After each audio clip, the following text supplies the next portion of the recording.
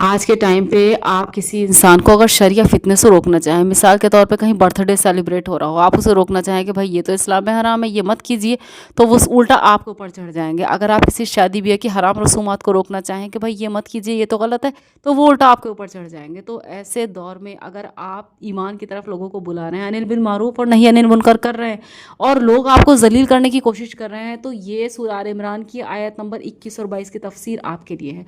यहाँ उन अहले किताब की मजम्मत बयान हो रही है जो गुनाह और हुर्मत के हराम काम करते रहते थे और अल्लाह की अगली पिछली बातों को जो उसने अपने रसूलों के जरिए पहुंचाई झुटलाते रहते थे। इतना ही नहीं बल्कि पैगंबरों को मार डाला करते थे, बल्कि इस कदर सरकश थे कि जो लोग उन्हें अदल व इंसाफ की बातें सुनाते उन्हें भी बेदरीग तहतीक कर दिया करते थे। हदीस में है कि किब्र गुरूर यही है कि हक को ना मानना और हक वालों को जलील जानना।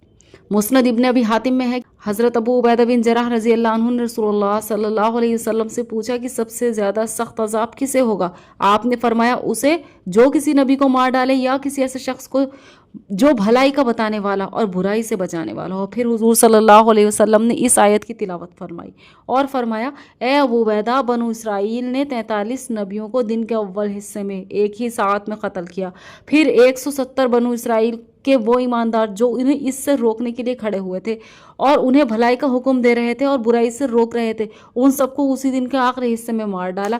इस आयत में अल्लाह ताला इन्हीं का जिक्र कर रहा है। इब्ने जरीर में है कि हज़रत अब्दुल्लाह बिन मसऊद रज़ी अल्लाह अन्हु फरमाते हैं, बनु इसराइल ने 300 नबियों को शुरू दिन में कत्ल कर दिया और शाम को सब्जी पालक बेचने बैठ गए। बस इन लोगों की इस सरकशी, तकब्बुर और ख़ुद पसंदी की बिना पर अल्लाह ताला ने उन्हें दुनिया में भी पस्तो जलील कर दिया। यानी अगर आप इस दीन का काम कर रहे हो, हराम से बचाने की, हलाल की दावत देने का काम कर रहे हो, तो जहाँ तक पॉसिबल हो ये काम करते रहिए। लोग आपको कितना भी रुसवा करने की कोशिश करें, आप ये जानिए कि आप अल्लाह का काम कर रहे हो और अल्लाह ताला का इस आयत के ज़रिए समझा रहा है कि आखिरत की भी रुसवाई वाले बदतरीन अजाब उनके लिए तैयार किए। इसीलिए फरमाया कि उन्हें दर्दनाक ज़िल्लत वाले अजाबों की खबर पहुँचा दो। उनके आमाल दुनिया में भी गारत और आखिरत में भी बर्बाद, और उनका कोई मददगार और सिफारशी भी ना होगा। क्योंकि जो लोग सरकश है ना, सरकशी में है, शर वाली हरकतें करते हैं, मुआशरे में शर फैला रहे हैं, वो जो लोग गुनाहों से रोकने वाले हैं उनको जलील करने की कोशिश करते हैं। होता यह है कि जो भले लोग हैं वो चुप बैठ जाते हैं, वो सोचते हैं कि आज के टाइम पे बोलना बेकार है।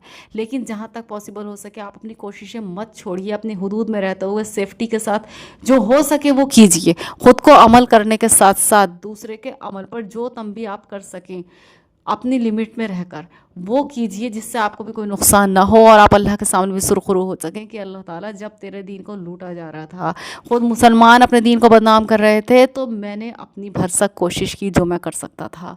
जज़ाकल्लाहु खैर।